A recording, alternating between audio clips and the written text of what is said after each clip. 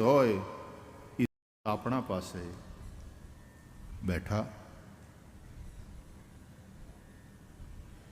નિષાદરાજ ગુહે બધી વ્યવસ્થા જોઈ લીધી.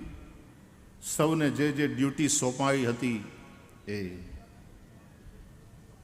પોતપોતાની ડ્યુટી ઉપર સૌ લાગી ગયા છે.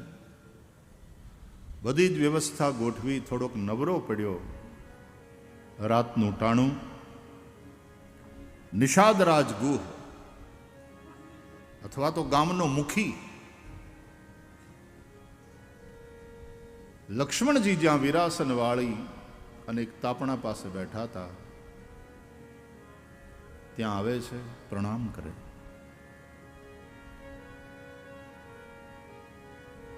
લક્ષ્મણજી, તમે થોડી વાર આરામ કરો ને બાપા, અમે જાગીએ છીએ. લક્ષ્મણજીએ કહ્યું કે ગુહ, મારે તો 14 વર્ષના અખંડ જાગરણનો સંકલ્પ છે. ઓ, તમે 14 વર્ષ નહીં સુવો? બોલે, ભગવાનની સેવામાં જે સમર્પિત હોય એ સૂઈ જાય એ ન પોસાય. એને સતત જાગતા રહેવું પડે. જે પણ ભગવાનની સેવામાં હોય, જે પણ સાધુ સંતો ધર્મના પુરુષો, એ હુઈ જાય એ ન પોહાય. એ મોહની રાત્રિમાં જરાય મૂર્છિત થાય એ ન પોસાય.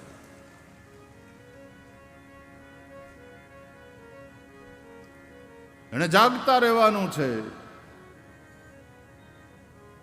અને જાગતા રહેજોની આલબેલ પુકારવાની છે.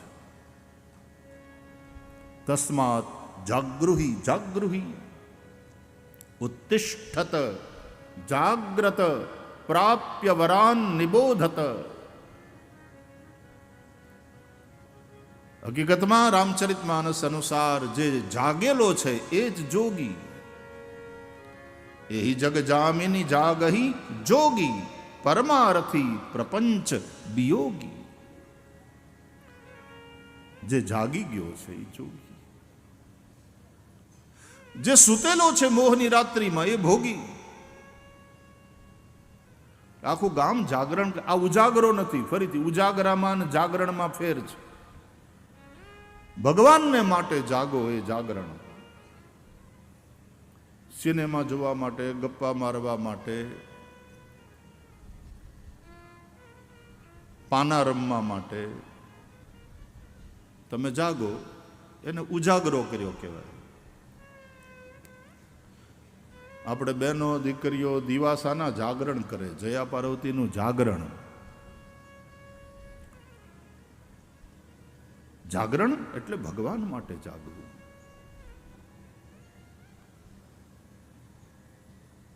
ઘણા બહેનોનું નામ હોય જાગૃતિ, પણ કાયમ ભૂતી હોય. કોઈ પણ કામ એને હોંપો ને ભૂલી જ જાય. એ ભૂલાઈ ગયું તો નામ તારું જાગૃતિ અને આટલી હૂતેલી. એવી ભૂલકણી હોય. અને દરેક કામમાં ભૂલ એનાથી થાય થાય થાય. ગમે એટલું માં ટોકે, ગમે એટલું સાસુ સમજાવે, પણ નામ હોય જાગૃતિ. તો જે જાગી ગયો છે તે જોગી છે.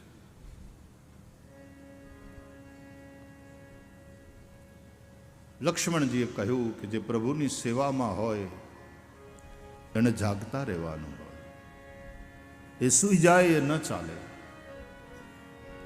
અને પછી નિષાદરાજ ગુહ કહે છે કે હું અહીંયા તમારી પાસે બેસું. જો આ વિવેક છે કે લ્યો બહુ સારું, લ્યો તો આપણે હથવારો વાતું કરશું આખી રાત. એમ નહીં. પૂછું, આપની સેવામાં હું ક્યાંય વિઘ્નરૂપ તો નથી થતો ને? એવું જો તમે આપ કહો તો હું બેસું તમારી પાસે. પૂછવાનું. આપણે તો સેલ્ફી લેવા માટે આપણને જાણે હક હોય એમ સામેવાળાનું બાવડું પકડી ઊભો રાખીને સેલ્ફી. ઊભા રહ્યો થોડી વાર, એક સેલ્ફી. નહીં. આપણી પાસે મોબાઈલ આવ્યા, પણ આપણી પાસે એટિકેટ જે હોવી જોઈએ એનો હજી અભાવ છે. વિદેશોમાં એ વસ્તુ છે. Can we have one photograph with you please? પૂછે પહેલા. એ એક સેલ્ફી લઈ શકાય? આવું પૂછે. આ વિવેક છે, બરાબર છે. બાવડા જાલી કોઈને ઊભા રાખીને પરાણે સેલ્ફી લઈએ એવો આપણને અધિકાર નથી. એક એટિકેટ, એક વિવેક એ તો હોવો જોઈએ. અમારા નરેશભાઈ, આપણા ઉદ્ઘોષક મહોદય વારંવાર અહીંયાથી કહે છે કે ભાઈ જેના નામ લેવામાં આવે, બોલાવવામાં આવે, કૃપા કરીને એ જ મંચ ઉપર આવો. આ ગામનો ચોરો નથી, આ વ્યાસપીઠ છે. એની એક શિસ્ત હોય, એની એક મર્યાદા હોય.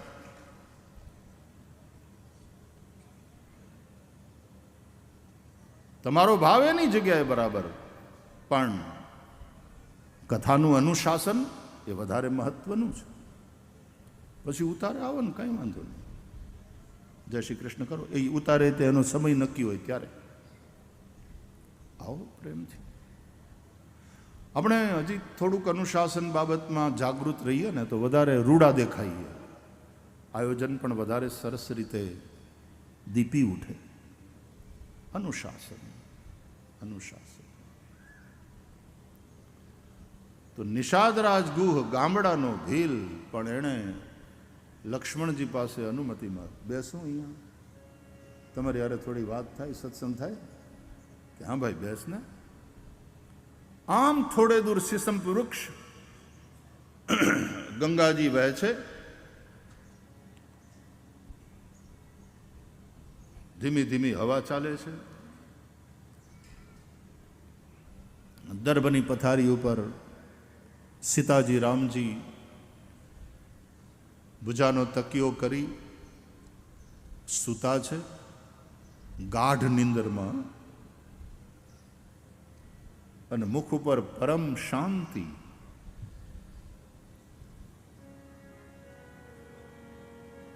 એ તરફ જોયું ને એટલે ગુહ રડી પડ્યો. લક્ષ્મણજીને કહે કે એક વાત કહું, અમે ગામડાના માણસો, અભણ માણસો, અમારી પાસે પૈસોય નહીં, આમ અમે અભાવમાં જીવીએ છીએ, પણ શહેરના લોકો જેટલા અમે કઠોર ન થઈ શકીએ.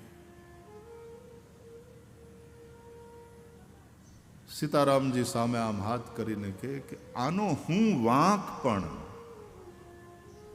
આમનો શું અપરાધ કે અયોધ્યાએ એને ધક્કો દઈ દીધો ને વનમાં મોકલ્યા. બહુ દુઃખી થયો ગુહ, એની આંખમાં આંસુ આવી ગયા. આગલી રાતે તમસાને કિનારે લક્ષ્મણજી રડતા હતા અને નિષાદરાજ ગુહે સુમંતજી એને છાના રાખેલા. આજે નિષાદરાજ ગુહ રડે છે ગંગાને કિનારે. લક્ષ્મણજી એને આશ્વાસન આપે છે, કહે છે કે ગુહ, તે પ્રભુને કોઈ દિવસ અયોધ્યાના રાજમહેલના શયનખંડમાં સૂતેલા જોયા છે? એટલે ગુહે કહ્યું કે અમારા ભાગ્યમાં તો અયોધ્યાની યાત્રા હજી નથી, તો અયોધ્યા જોઈ નથી. ત્યાં અયોધ્યાનો રાજમહેલ, ને રાજમહેલનો એ પાછો બહારથી જોવા મળે તો મળે, પણ અંદર એમાં ભગવાનનો શયનખંડ, ત્યાં સુધી પહોંચવાનું એ તો અમારા ભાગ્યમાં ન જોઈ ને બાપા. અને એમાં એ શયનખંડમાં સૂતેલા પ્રભુનું દર્શન એ તો દુર્લભ. લક્ષ્મણજીએ કહ્યું, મેં તો જોયા છે ને, ભગવાનના ચરણ સેવાનો અધિકાર મને મળ્યો છે. પ્રભુ જ્યારે રાજમહેલના શયનખંડમાં સૂતા હોય ત્યારે હું ચરણ સેવા કરું છું. પણ એક વાત કહું, અયોધ્યાના રાજમહેલના શયનખંડમાં સૂતેલા ભગવાન રામના મુખારવિંદ ઉપર મેં જે શાંતિ, જે સંતુષ્ટિ જોઈ છે, એ જ શાંતિ, એ જ સંતોષ અત્યારે જ્યારે આ સિસંપના વૃક્ષની નીચે દર્ભના પથારી ઉપર સૂતા છે ત્યારે પણ હું પ્રભુના મુખારવિંદ ઉપર જોઈ રહ્યો છું. એ જ શાંતિ, એ જ સંતોષ. પરિસ્થિતિ બદલાઈ ગઈ, પણ ભગવાનની મનસ્થિતિ નથી બદલાની. દુખી તો ગુહ તું ને હું છીએ. દુખી અત્યારે અયોધ્યાના લોકો છે. બાકી કોઈ કોઈને સુખી નથી કરતું વાલા, કોઈ કોઈને દુખે નથી આપતું. કાવ ન કૌ સુખ દુઃખ કર દાતા, નિજ કૃત કર્મ ભોગ સબ ભ્રાતા. અને ત્યાં આ વાત લક્ષ્મણજી કહે છે રામાયણમાં, મોહ નિશા સબ સોવનિહારા,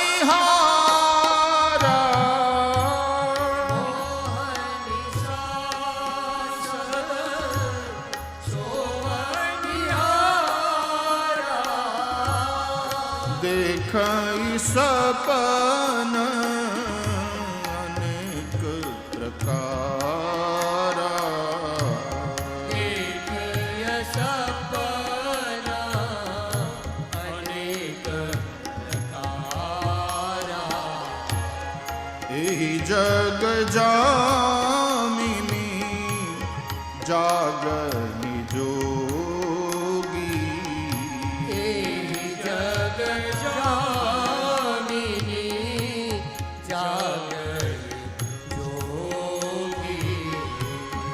પરમારથી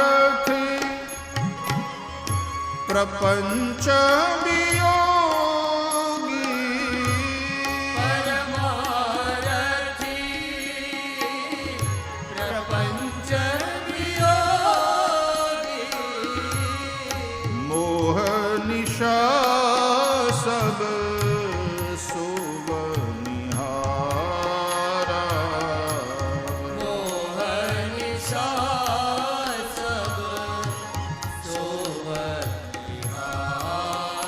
સબ સોવનિહારા,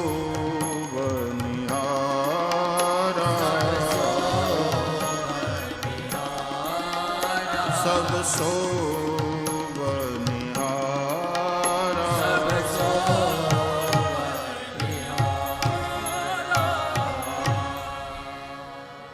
મોહની રાત્રિમાં સૌ સંસારીઓ સૂતા છે.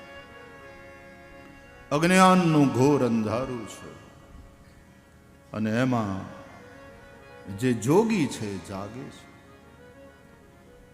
ભગવદ્ ગીતા પણ યા નિશા સર્વભૂતાનામ તસ્યામ જાગૃતિ સંયમી, યસ્યામ જાગૃતિ ભૂતાની સા નિશા પશ્યતો મુનેઃ. ભગવાન સમજાવે છે અર્જુનને. અહીંયા લક્ષ્મણજી સમજાવે છે નિષાદરાજ ગુહને. દેખઈ સપન અનેક પ્રકારા. મોહની રાત્રિમાં સુતેલા જીવોને જે સપનું દેખાય છે એનું નામ સંસાર. સંસાર કો સ્વપ્નવત જાનો. તો સત્સંગ આખી રાત ચાલ્યો લક્ષ્મણજી અને ગુહની વચ્ચે. ગુહ પ્રશ્નો કરતો જાય, લક્ષ્મણજી જવાબ આપે. तस्याम जागृति संयमी। रात भर सत्संग हुआ। અને ત્યાં તુલસીદાસજી લખે છે કે કહત રામ ગુણ ભા ભિનુ સારા, જાગે જગમંગલ સુખધારા। આમ સત્સંગ કરતા કરતા સવાર પડી। આ ખાલી કથા નથી વાલા, તમને સમજાય છે સવાર કેમ પડે? કરતા કરતા સવાર પડી। સત્સંગ થકી સવાર પડે। સત્સંગ કરીએ, હરિકથા સાંભળીએ, સંતો મહાપુરુષોની વાણીને સાંભળીએ,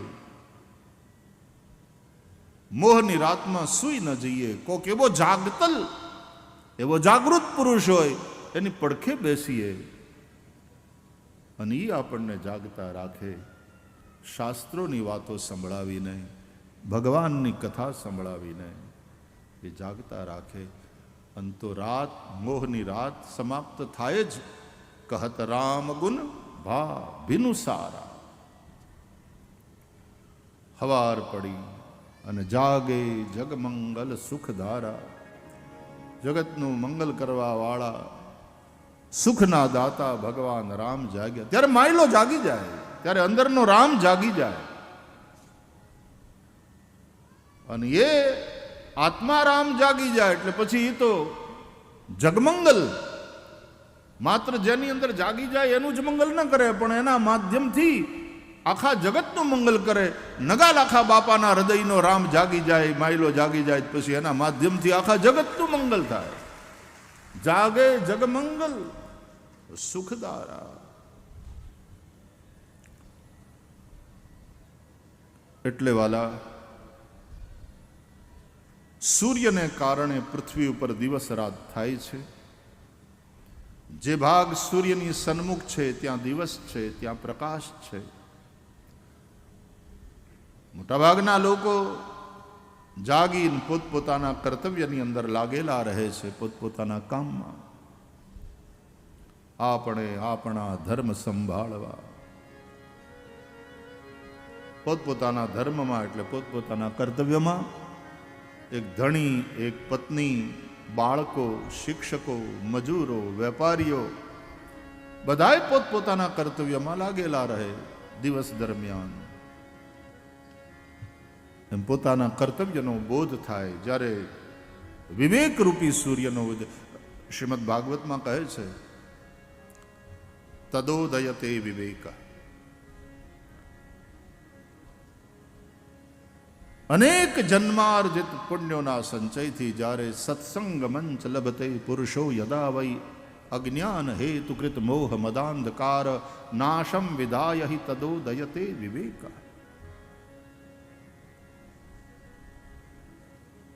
ત્યારે વિવેકરૂપી સૂર્યનો ઉદય થાય, મોહની રાત્રિ મટી જાય, અજ્ઞાન અંધકાર સમાપ્ત થાય, જીવ જાગી જાય. જાગી ગયો એ જોગી. તો સત્સંગ કરતા કરતા સવાર પડશે વાલા. આપણે ભગવાનની સન્મુખ છીએ કે આપણે ભગવાનની વિમુખ? પ્રશ્ન આ જ. માણસો એમ કહેતો ખરા એના દુઃખના સમયમાં કે ભગવાને મોઢું ફેરવી લીધું, એમ બોલી નાખે બરાબર, પણ હકીકત એ છે ભગવાન કોઈ દિવસ કોઈનાથી મોઢું ફેરવતો નથી, ફેરવી શકે નહીં.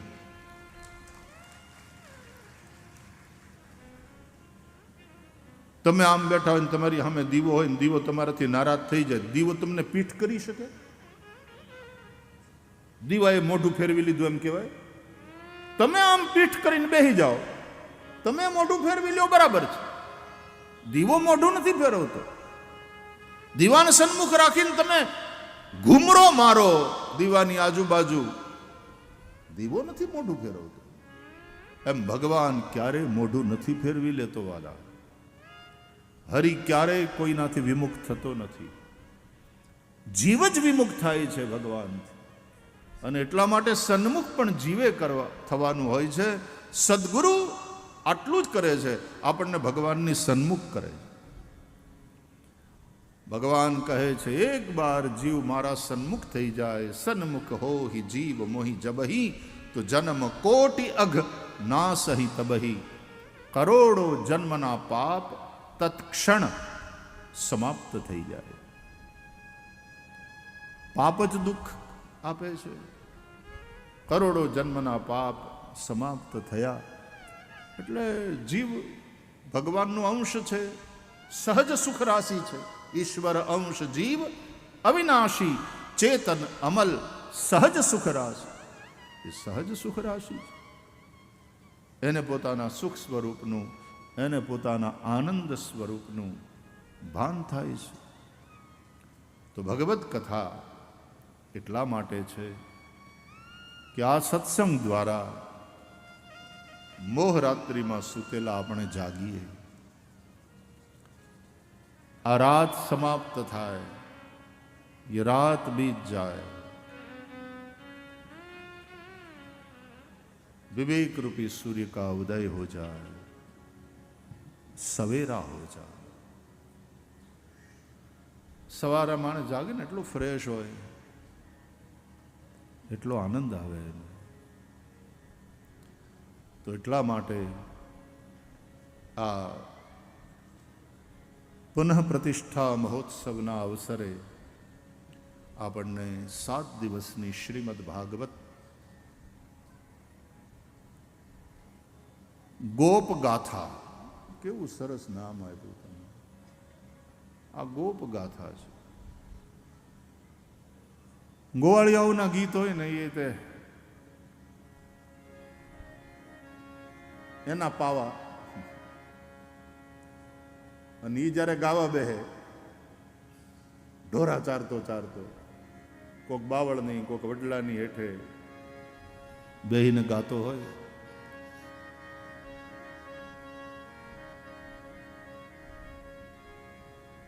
કાનો ગોવાળિયા વાળો, કાનો ગોકુળિયા વાળો, મીઠી મીઠી મોરલી વાળો, કાનો ગોકુળિયા વાળો, મીઠી મીઠી મોરલી વાળો, ગાયોનો ગોપ ગોવાળો રે. દેવ દ્વારકા વાળો રે, દેવ દ્વારકા વાળો રે. કાનો ગોકુળિયા વાળો, મીઠી મીઠી મોરલી વાળો, કાનો ગોકુળિયા વાળો, મીઠી મીઠી મોરલી વાળો, કાનો ગોકુળિયા વાળો, મીઠી મીઠી મોરલી વાળો, કાનો ગોકુળિયા વાળો, મીઠી મીઠી મોરલી વાળો, ગાયોનો ગોપ ગોવાળો રે. દેવ દ્વારકા વાળો રે, દ્વારકા વાળો રે, દેવ દ્વારકા વાળો રે, દ્વારકા વાળો રે. રે.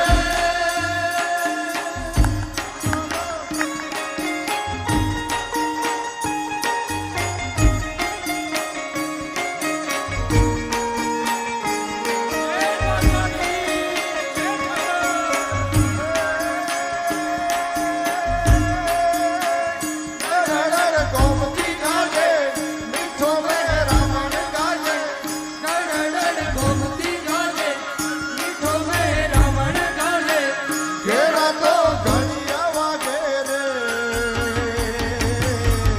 જોયું દ્વારકા જે, જોયું દ્વારકા વાગે રે, જોયું દ્વારકા વાગે રે.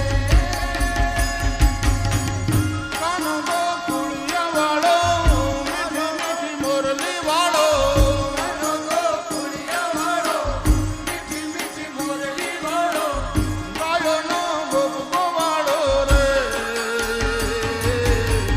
દેવ દ્વારકા વાળો રે, દ્વારકા વાળો રે, દેવ દ્વારકા વાળો રે, દ્વારકા વાળો રે.